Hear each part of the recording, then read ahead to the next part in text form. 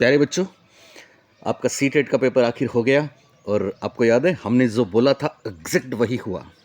आप में से जिन बच्चों ने हमारी केवल एक मैराथन क्लास अटेंड करी थी, आज उनके मेरे पास फ़ोन आए हैं कि सर 30 में से 28, 30 में से 29 और 30 में से 30।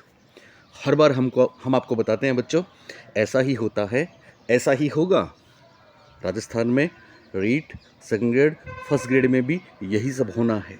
चलिए, आपका पेपर निश्चित रूप से अच्छा हुआ होगा, शायद ही कोई नंबर कटेगा। और सारी वो बातें जो हमने डिस्कस करी हैं एक ही दिन में, सब कुछ वही तो है। देखो, पहला प्रश्न देखिए बच्चों।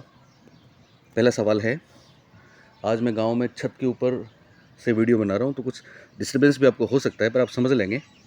चलिए, पहला प्रश्न है कि साहब, learners feel engage and actively involved in process of learning when, यानी कब बच्चे एक्टिवली इंगेज होते हैं और वास्तव में वो सीखते हैं। ऑप्शंस देखिए। पहला है, जब उनके पूर्व ज्ञान को पृथक कर दिया जाता है और नकारा जाता है। पूर्व ज्ञान को अलग करेंगे और नेगलेक्ट करेंगे, निगेट करेंगे। क्या ऐसा हो सकता है? बिल्कुल नहीं हो सकता। दूसरा ऑप्शन, एक्टिविटीज़ उनके संदर्भ से संबंधित होती हैं, यानी उनको एक्टिविटीज़ करवाएं। ये बात अच्छी थी कि खराब? अच्छी थी। दूसरा ऑप्शन परफेक्ट। दूसरा ऑप्शन सही। तीसरा ऑप्शन देखिए, अधिगम का बल दोहराव और रटने पर होता है। आपको याद है कितनी बार हमने आपको बताया कि रटना जब भी आए क्रॉस कर देना उसको, रटना हमेशा खराब होता है। तीसरा ऑप्शन गलत। चौथा, शिक्षार्थियों की सामाजिक भावनात्मक आवश्यकताओं की उपेक्षा की जाती है। देखो बच्चों, हम आपको बार बार एक बात कहते हैं कि कॉन्सेप्ट हमारे साथ रह के आपके सारे क्लियर हो जाएंगे, लेकिन परीक्षा में एक चीज़ आपको और ज़रूरत पड़ेगी और वो है शब्दों से खेलना। और हमारे साथ रह के वो भी आप बखूबी कर सकते हैं। जिस बच्चे को अपेक्षा और उपेक्षा में अंतर नहीं पता था, वो तो खैर हमारे पास आना भी मत, क्योंकि वो तो कोई मतलब ही नहीं है। उपेक्षा इग्नोर जिसने समझ लिया वो समझ सकता है। सामाजिक और भावनात्मक दोनों चीज़ें बेहतर होती हैं, आप उनको इग्नोर कैसे कर सकते हो? तो तीन ऑप्शन तो बिना प्रश्न को देखे आप कर सकते थे। केवल एक दूसरा राइट है कि साहब एक्टिविटीज़ होनी चाहिए और वो भी कॉन्टेक्स्ट में होनी चाहिए। भाई, एक्टिविटीज़ का मतलब ये नहीं कि साहब पूछ रहे हैं कुछ और है, सिखाना कुछ और चाह रहे हैं और करें कुछ और। एक्टिविटीज़ बेहतर हैं पर वो कॉन्टेक्स्ट में तो होनी चाहिए। तो दूसरा ऑप्शन राइट है। दूसरा सवाल देखो, असर्शन और रीजन वाला। कथन है पहला ए कि शिक्षकों को कक्षा में प्रभावी संज्ञान सुनिश्चित करने के लिए बच्चों को संवेगात्मक सहारा देना चाहिए। मतलब कहने का मतलब ये है कि भावात्मक पक्ष और संज्ञानात्मक पक्ष को सुदृढ़ करने के लिए भावनाएं भी इंपॉर्टेंट होती हैं। क्या होती हैं? बिल्कुल होती हैं। दूसरी बात, संवेग और संज्ञान एक दूसरे से जटिल रूप से संबंधित है। बिल्कुल संबंधित ही नहीं है, बल्कि बाई डायरेक्शनल हैं, दोनों एक दूसरे को प्रभावित करते हैं। इसको अपन यूँ भी कह सकते हैं। तो ए और आर दोनों सही हैं और सही व्याख्या करता है। तो इसका सही जवाब हो जाएगा ऑप्शन नंबर 2। तीसरा प्रश्न देखो बच्चों, कितनी बार सारी चीज़ हमने एक ही दिन में डिस्कस करी थी, अगर आपने वो क्लास ली हो तो। चिल्ड्रन विद LD टिपिकली क्या होते हैं? पहला है मानक बुद्धि परीक्षण। हमने आपको बोला मानक बुद्धि परीक्षण आते क्रॉस कर देना इसको। दूसरा ऑप्शन, नज़र कमज़ोर होने के कारण पढ़ने में परेशानी है। नज़र कमज़ोर होती है वो तो विजुअली इम्पेयर्ड होते हैं साहब। भावनाओं को नियंत्रित अफेक्टिव डोमेन है। तंत्रिका तंत्र में जो न्यूरोट्रांसमीटर्स में गड़बड़ है उसका लेना देना नहीं है। बस ये है एक जैसे दिखने वाले अक्षर और वर्ण को लेकर भ्रम होता है। तो ये राइट आंसर है ऑप्शन नंबर 4। अभी साहब मंदिर में म्यूजिक भी स्टार्ट हो गया, पता नहीं कैसी आपको आवाज़ आएगी। चलिए, चौथा प्रश्न देखिए। तो तीसरे में सही जवाब है ऑप्शन नंबर 4। कर लिया आपने सबने? ओके। फोर्थ, चौथा देखिए, इनमें से कौन सा कथन प्रगतिशील शिक्षा, आपको पता है प्रोग्रेसिव एजुकेशन में शिक्षक की भूमिका के बारे में हम आपको कितनी बार बता चुके हैं कि साहब कंस्ट्रक्टिविज्म, पियाजे, वाइगोत्स की ध्यान रखना है। शिक्षक सुविधा प्रदाता है, साफ साफ दे रखा है फैसिलिटेटर। ये हम 1000 बार आपसे डिस्कस कर चुके हैं ना। फैसिलिटेटर देखो, एग्जैक्ट वही शब्द बोलते हैं ना, चेहरा दिखता है तो इसलिए दिखता है। ओके, अगला सवाल देखिए। अगला प्रश्न है, प्रतिभाशाली बच्चों के संदर्भ में कौन सा सही है? प्रतिभाशाली छात्र द्वारा अन्य छात्रों की तुलना में अपेक्षाकृत उन्नत गति से सीखते हैं। बात ये सही है। प्रतिभाशाली बच्चे सीखने की अक्षमता के जोखिम से मुक्त होते हैं। नो, बहुत से LD वाले बच्चे भी प्रतिभाशाली होते हैं, टैलेंटेड होते हैं।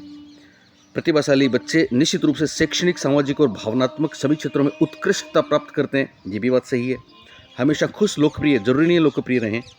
तो इसमें पहला और तीसरा दोनों ठीक है, पर तीसरा ज़्यादा बेहतर आंसर है, लिहाजा थर्ड ऑप्शन के साथ हम जाएंगे। नेक्स्ट है, जीन पियाजे के अनुसार इनमें कौन सी क्षमताएं पूर्व संक्रियात्मक। आपको पता है हम कितनी बार आपको बता चुके हैं, एनिमिज्म, सिंबॉलिक भाषा आ गई, ठीक है। संरक्षण, अमूर्त चिंतन, आपको याद है संरक्षण थर्ड, अमूर्त चिंतन फोर्थ। रिवर्सिबिलिटी नहीं होती, थर्ड में आएगी रिवर्सिबिलिटी। क्रमबद्धता, वर्गीकरण थर्ड में आएंगे। तो सही जवाब है सिंबॉलिक प्ले एंड एनिमिज्म, ना केवल हमारी बुक में बल्कि हमारी क्लास में। और अगर आप एक भी दिन हमारे साथ रहे हैं इंटरेक्टिव, तो हमने आपको एनिमिज्म, जीववाद, प्रतीकात्मक खेल जरूर बताया है। सातवां देखिए, आलोचनात्मक सोच वाले प्रश्न, क्रिटिकल थिंकिंग किस में होगी। तो बच्चों हमने कितनी बार आपके लिए एक शब्द बोला था, याद है आपको, open ended questions. Open ended नहीं, ये ओपन एंडेड नहीं है। छात्रों को जानकारी याद रखने के लिए प्रोत्साहित करना, याद रखना खराब बात होती है।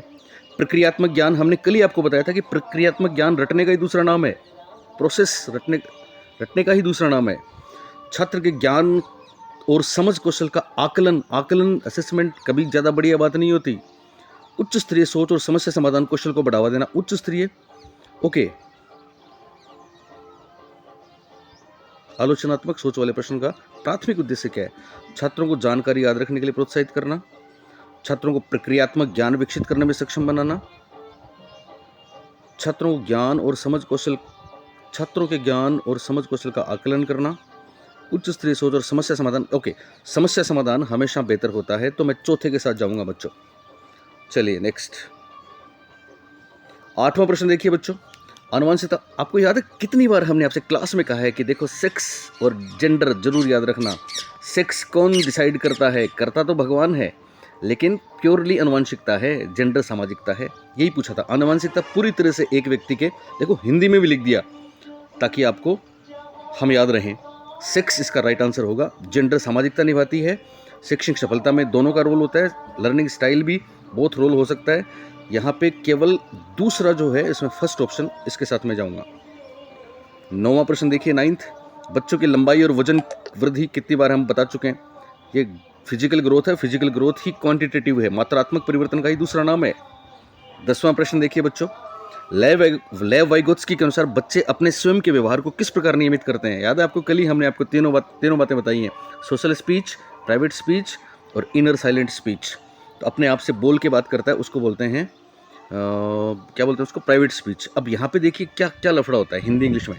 अब यहाँ पे कहीं भी आत्मवाक दिया है, ठीक है ना, आत्मवाक, तो ये राइट आंसर होगा। हालांकि इनर स्पीच इंग्लिश में है, प्राइवेट स्पीच होता तो वो इसका राइट आंसर होता, पर प्राइवेट स्पीच नहीं है तो इनर स्पीच भी इसका राइट आंसर है। क्योंकि इनर स्पीच में भी क्या होते हैं, चिंतन करते हैं, तो हम अपने बिहेवियर को कंट्रोल करते हैं, दूसरों को दिखने वाला बिहेवियर नहीं बल्कि सोचने वाला बिहेवियर। और प्राइवेट स्पीच में भी अपने कामों को निर्देशित करते हैं। तो कल ही हमने डिस्कस किया इस पर।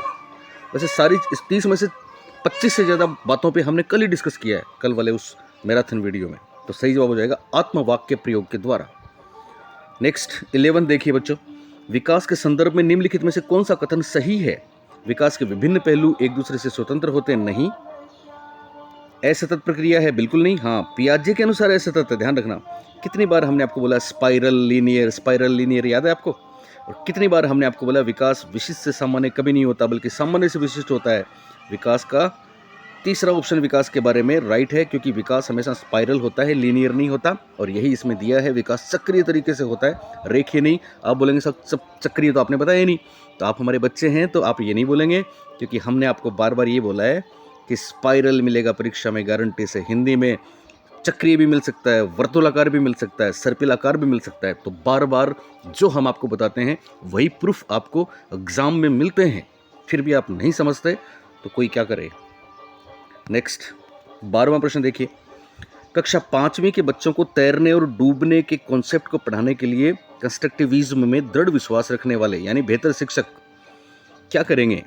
4 ऑप्शंस हैं, guided discovery, showing videos, lecture method, showing power point presentation. देखो हमने आपको बताया ना, एक जैसे ऑप्शंस कभी आपके आंसर नहीं होंगे। तो पावर पॉइंट दिखा दो या वीडियो दिखा दो या बोल के कह दो, एक ही बात है। सही जवाब है गाइडेड डिस्कवरी। क्या होता है फिर कभी बात करूंगा। 13वां प्रश्न देखो, विभिन्न जेंडर के व्यवहार के बारे में पूर्व कल्पित सामान्यीकरण क्या कहलाते हैं। यानी सब लोग जिन चीज़ों को मानते हैं हम पूरा मानते हैं और पहले से डिसाइड है, तो पहले से डिसाइड है वो तो स्टीरियोटाइप है। तो जेंडर स्टीरियोटाइप, ये भी हमने कल आपसे डिस्कस किया था। जेंडर स्टीरियोटाइप या जेंडर रूढ़िवादिता इसका राइट आंसर है। ये में हमारे मंदिर में वो चल रहे हैं भजन, रोज चलता है। अगला इंक्लूसिव एजुकेशन की बात भी हमने कल करी थी, याद है आपको? एक समावेशी कक्षा में, पता है क्या होता है समावेशी कक्षा में? कितनी बार हमने आपको बताया कि अलग अलग स्टाइल के बच्चे होते हैं, पर सबकी नीड को कैटर करना है और सबको मुख्य धारा में भी रखना है। सभी बच्चे समान पाठ्यचर्या का पालन करते हैं, ये कभी नहीं होता। समान पेडागोजी सबके लिए अपनाएंगे, ये कभी नहीं होता। विशेष बच्चे हमेशा, विशेष बच्चे अलग से केवल विशेष बच्चों की बात करिए, इसलिए ये भी गलत है। दूसरा भी। तीसरा, सभी बच्चों की कक्षा की गतिविधियों तक पहुँच है, बिल्कुल, और वे कक्षा की क्रिया में शामिल हैं। थर्ड ऑप्शन राइट होगा इसमें। चौथा, विशेष बच्चों को जरूरतमंद। आप देखिए, दूसरा और चौथा दोनों एक जैसे ऑप्शन हैं, वो कभी आंसर नहीं होंगे, तो थर्ड आंसर राइट होगा, थर्ड ऑप्शन राइट होगा। चलिए बच्चों, नेक्स्ट 5वां प्रश्न देखिए। अकॉर्डिंग टू लेव वाइगोत्स्कीज थियरी, छात्रों के सीखने के अनुभव को बेहतर बनाने के लिए निम्नलिखित में से कौन सा एक अनुशंसित दृष्टिकोण है? कौन सा एक दृष्टिकोण अपनाएं? पहला, छात्रों को ऐसा काम प्रदान करना जिसे वे व्यक्तिगत रूप से प्रबंधित और पूरा कर सकें। ओके। दूसरा, छात्रों को ऐसा काम प्रदान करना जो उनकी समझ के वर्तमान स्तर से पूरी तरह असंबंधित हो। असंबंधित है वो भी गलत बात है। और पहला ऑप्शन जो था ना, व्यक्तिगत रूप से, तो खुद ही कर लेंगे व्यक्तिगत रूप से, वाइगोत्स्की ये नहीं कहते। पियाजे तो ये बात कह सकते हैं, पर वाइगोत्स्की तो कहते हैं कि सब दूसरों का सहयोग लेंगे तो मजा आएगा। तीसरा है, छात्रों के वर्तमान स्तर पर आधारित उनको उचित समर्थन और मार्गदर्शन के साथ काम प्रदान करना, यानी इसमें उसके लेवल का भी ध्यान रखेंगे, साथ में उसको स्कैफोल्डिंग भी देंगे। तो तीसरा बेस्ट आंसर है और राइट आंसर है। चौथा, कोई सहायता नहीं देना, ये गलत बात है। तो तीसरा राइट आंसर है, तीसरा ऑप्शन। 16 नंबर का प्रश्न देखिए बच्चों। हेंज की दुविधा को पेश किए जाने पर अरुणिमा तर्क देती है कि कानून इन परिस्थितियों के लिए स्थापित नहीं किया गया था। इस स्थिति में दवा लेना वास्तव में सही नहीं है, लेकिन उचित है। किसी की जान बचानी है ना, तो फिर चोरी करनी है। तो आपको पता है 4 ऑप्शंस। पहला, यांत्रिक उद्देश्य विनिमय, आपको याद है हमने इंडिविजुअल एक्सचेंज आपको बताया था, इंस्ट्रूमेंटल भी बताया था। इसमें तो टिट फॉर टैट है, ये नहीं होगा। सामाजिक सरोकार और विवेक, सामाजिक सरोकार और विवेक, नैतिकता का विरोधाभास, व्यक्तिगत अधिकार। ओके, इसमें व्यक्तिगत अधिकार भी है ना। हम अगर हमारे खुद के हितों पे आया तो हम कानून को नहीं मानेंगे साहब। 5वीं स्टेज का राइट आंसर है पनिशमेंट एंड ओबीडियंस ओरिएंटेशन में नहीं है। तीसरा ऑप्शन राइट है इसमें बच्चों। 5वीं स्टेज जो है ना, व्यक्तिगत अधिकार और आपका कॉन्ट्रैक्ट वाला, सोशल कॉन्ट्रैक्ट। तो 16 में 3। 17 में देखिए, गणित में अपने खराब अंकों के बारे में बात करते हुए अवि कहता है, मुझे अंकों की समझ नहीं है। I just don't have the sense of numbers. मुझे नहीं पता, मुझे नहीं आता। अवि अपने प्रदर्शन में किसको उत्तरदायी ठहरा रहा है? क्या किस्मत, लक को, या काम कठिन है इसलिए, या लैक ऑफ एफर्ट, कौशल की कमी? तो देखो, किस्मत तो हो नहीं सकता, कोशिश की कमी वो कहता नहीं है, समझ नहीं है ये बोलता है। ठीक है, कार्य ज़्यादा मुश्किल है ऐसा भी उसने नहीं कहा है, वो खुद ही कह रहा है कि मुझे नहीं आता। तो योग्यता का अभाव के साथ ही हम जाएंगे इसमें, ऑप्शन नंबर 1। हालांकि इसमें तीसरा ऑप्शन भी कहीं ना कहीं निकलता है, पर ज़्यादा क्लियर नहीं है कि तीसरा ऑप्शन, अगर वो कहता कि मुझे अंकों की अभी समझ नहीं है क्योंकि ये अंक बड़े टिपिकल थे, तो हम तीसरे के साथ जाते। यहाँ पे लैक ऑफ एबिलिटी के साथ जाएंगे। 18th देखिए बच्चों, फिर असर्शन और रीजन है।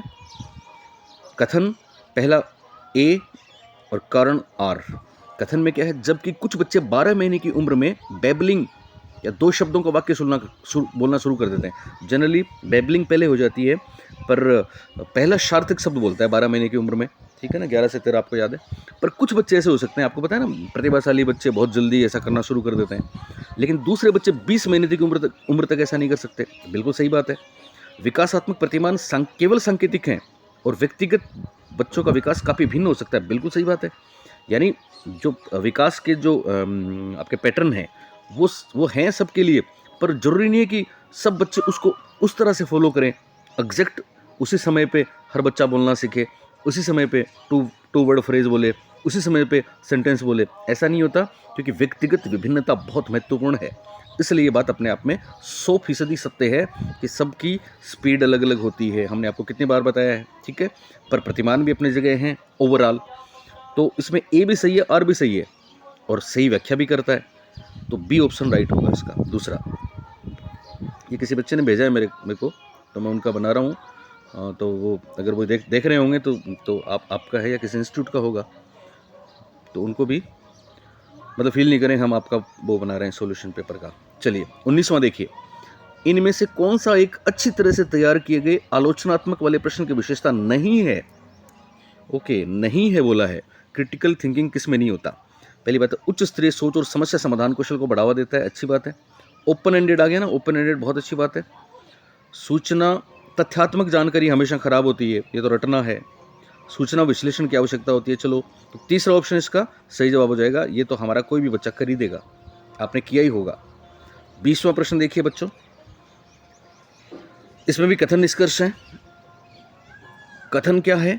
शिक्षकों को बच्चों के साथ काम करते समय लगातार अपने स्वयं के दृष्टिकोण और पूर्वाग्रहों की जांच करनी चाहिए, बिल्कुल करनी चाहिए।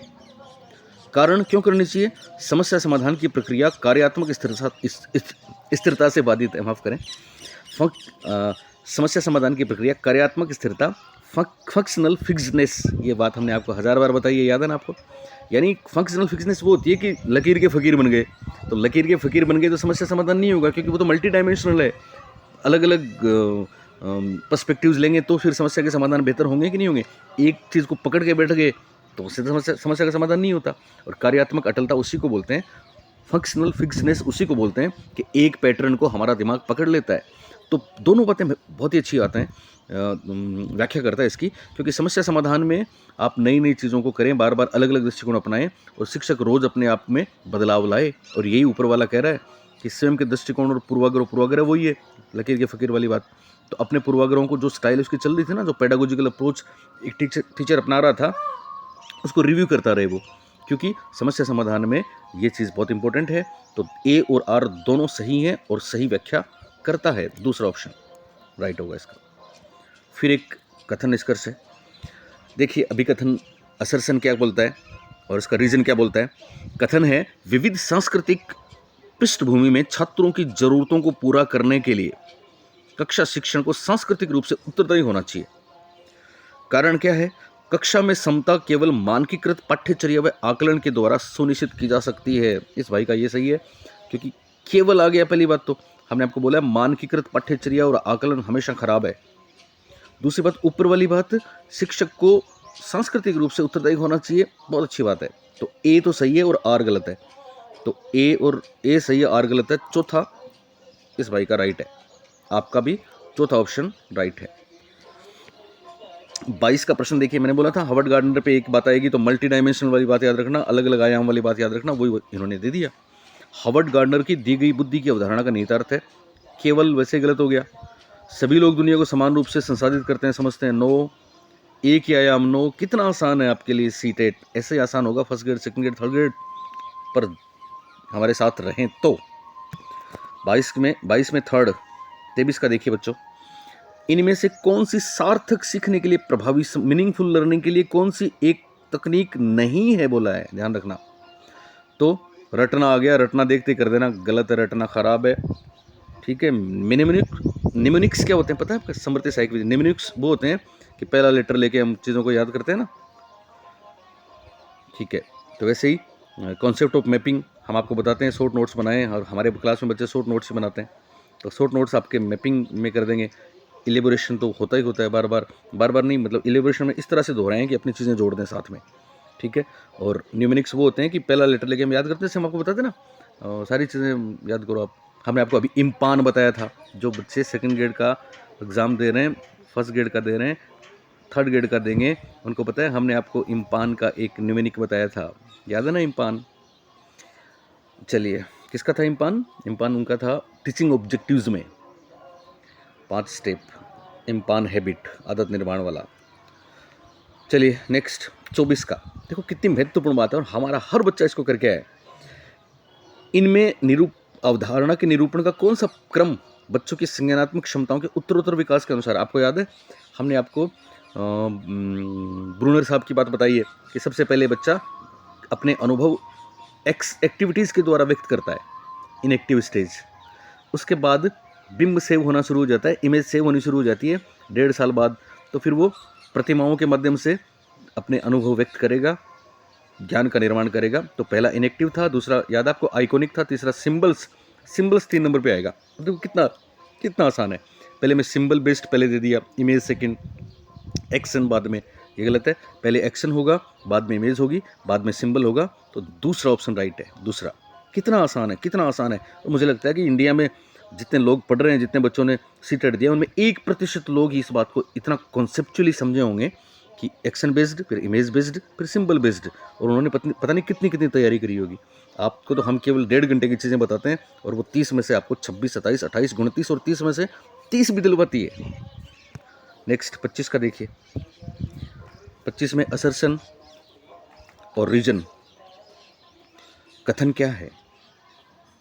कथन ये है, थैंक यू मैडम। असर्शन क्या है?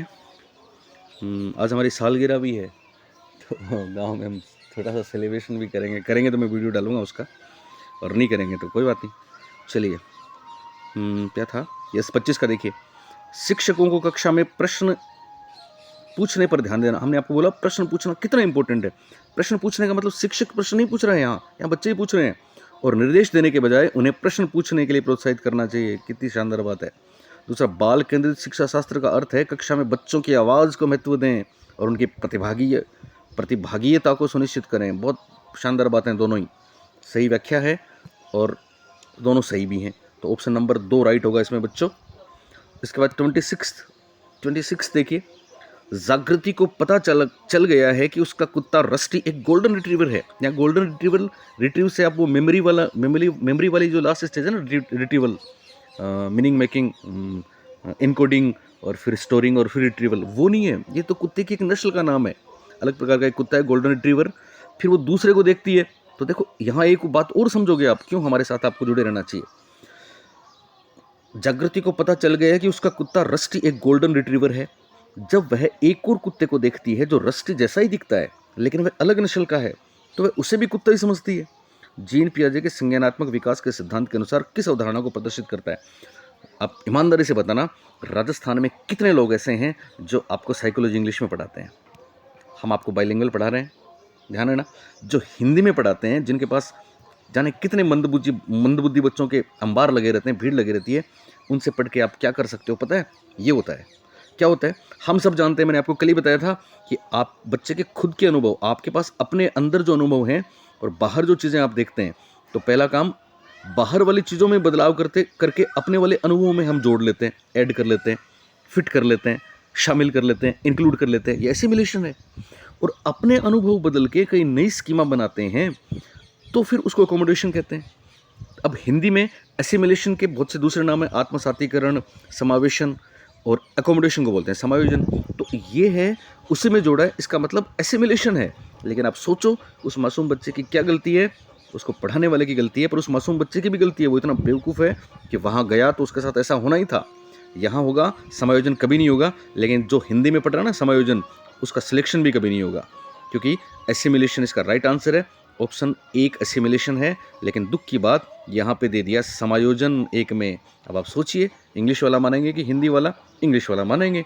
तो एसिमिलेशन इसका राइट आंसर है, और समायोजन यहाँ पे दे दिया 1 नंबर पे, जो कि अकोमोडेशन को हिंदी में कहते हैं। तो वो बच्चा इसको कभी से नहीं कर पाएगा। तो पहला ऑप्शन राइट है 26 में। ये पता नहीं बार बार ऐसा क्यों होता है, आप लोगों को बार बार ऐसा सबक सिखाने के लिए होता है, फिर भी आप नहीं समझते, तो हम क्या करें। 27वां प्रश्न देखो बच्चों। वे बच्चे जिन्होंने बहुत कम उम्र में ही गंभीर मानव सामाजिक अभाव का अनुभव किया है, ओके, आइसोलेशन में रहे हैं, अकेले रहे हैं, तकलीफ हुई है उनको, तो उनके विकास में देरी और बाधा तो उत्पन्न होना स्वाभाविक है। तो फिर क्या होगा? और पुनर्बाद में उनको सब कुछ सही मिला, उसके बावजूद कुछ विकास के क्षेत्रों में अधीनस्थ होने, कितनी बार हमने आपको बताया, यानी पहले वो सही तरीके से उनको नर्चर नहीं मिला, हालांकि बाद में मिल गया, लेकिन अब भी नहीं होता। आपको याद है हमने आपको बोला था वो इम्प्रिंटिंग वाली बात बोली थी। इसके साथ एक बात बताई थी क्रिटिकल पीरियड वाली, भाषा सीखने में, कि साहब भाषा सीखने का जो पीरियड है ना, वैसे आपका भी पढ़ने का पीरियड है, अगर ये निकल गया तो बाद में फिर बुढ़ापे में कितना भी करते रहना, फिर कुछ याद नहीं होगा। तो वैसे ही एक निश्चित क्रिटिकल पीरियड होता है, क्रिटिकल पीरियड को सेंसिटिव पीरियड भी बोलते हैं। तो यही सवाल यहाँ पे दिया था, बढ़िया सा। बाद में उसको सब कुछ सही मिला है, पर फिर भी वो सही मेकअप नहीं कर पा रहा है। इसका कारण क्या है? कि वो जो समय था जो निकल गया, वो उसके लिए क्या था? डिडक्टिव पीरियड था, कि नेटिव पीरियड था कि इंट्यूटिव पीरियड था या फिर सेंसिटिव पीरियड था? जवाब है सेंसिटिव पीरियड था, क्रिटिकल पीरियड था, संवेदनशील अवधि थी, क्रांतिकारी अवधि थी। नेक्स्ट अगला सवाल है, दोहराव व बारंबार किए जाने वाला व्यवहार, ये आपको याद है कल ही हमने बताया था, बार बार बच्चा रिपीट करता है, ऑटिस्टिक, ASD। तो ASD वाला क्या है, ध्यान न्यूनता, ये तो ADHD है। स्वलीन विकार होगा, ये LD है, ये सेरेब्रल पाल्सी है। तो दोहराव और बार बार व्यवहार किसकी पहचान है? अभी एक दूसरा मंदिर है उसमें भी चालू हो गया है। दोहराव और बार बार किया जाने वाला व्यवहार है ऑटिज्म की पहचान, स्वलीन क्रम विकार की, ASD की पहचान। ASD दे रखा है ना इसमें, option number 2 autism spectrum disorder इसका राइट आंसर है। चलिए बस एक आधी बचा है, कमेंट करके बताना कि आपको हमसे पढ़ना चाहिए कि नहीं पढ़ना चाहिए। चलिए, निम्नलिखित में से कौन सा निरंतर और व्यापक मूल्यांकन का समर्थन करेगा? कितनी बार हम आपको बता चुके हैं, मानकीकृत उपलब्धि परीक्षण खराब, मानकीकृत बुद्धि परीक्षण खराब। अब सोचो, एक जैसे ऑप्शंस आंसर नहीं होंगे। वृद्धि और अधिगम प्रगति, growth and learning progress portfolio निश्चित रूप से अच्छा है। बेस्ट वर्क पोर्टफोलियो, तो पोर्टफोलियो निश्चित रूप से अच्छा है, पर यहाँ सर्वश्रेष्ठ कार्य पोर्टफोलियो है वो सही नहीं होगा, बल्कि प्रोग्रेस वाला पोर्टफोलियो होगा। पोर्टफोलियो के बारे में हम आपको कितनी बार क्लास में बता चुके हैं। आप स्कूल में गए थे, बच्चों की फाइल बनाई थी ना, हमने वो नागौर में किया था। आज दीदी ये सूरज तुम पे गुस्सा कर रहा है, याद है वो एग्जाम्पल? तो वृद्धि और अधिगम पोर्टफोलियो इसका राइट आंसर ऑप्शन नंबर 3। वृद्धि का मतलब यहाँ शारीरिक वृद्धि नहीं है, बल्कि जो सीखने में प्रोग्रेस है वो है। अगला प्रश्न है, सामाजिक रचनावादियों के अनुसार अधिगम की प्रक्रिया के बारे में निम्नलिखित में कौन सा कथन सही है? सामाजिक मतलब मिलकर सीखेंगे, व्यक्तिगत रूप से नहीं सीखेंगे। अधिगम अर्थ निर्माण की एक सामाजिक प्रक्रिया है, पहला ही ऑप्शन राइट है, व्यक्तिवादिक नहीं है, बाकी केवल और निष्क्रिय कभी नहीं होता। नेक्स्ट, तो बच्चों ये पहला पार्ट किया, अभी थोड़ा डिस्टर्बेंस चल रहा है, दूसरा पार्ट में जस्ट बाद इसके डाल रहा हूँ, तो आप इसको देखें, एंजॉय करें और कमेंट करें। Thank you, bye.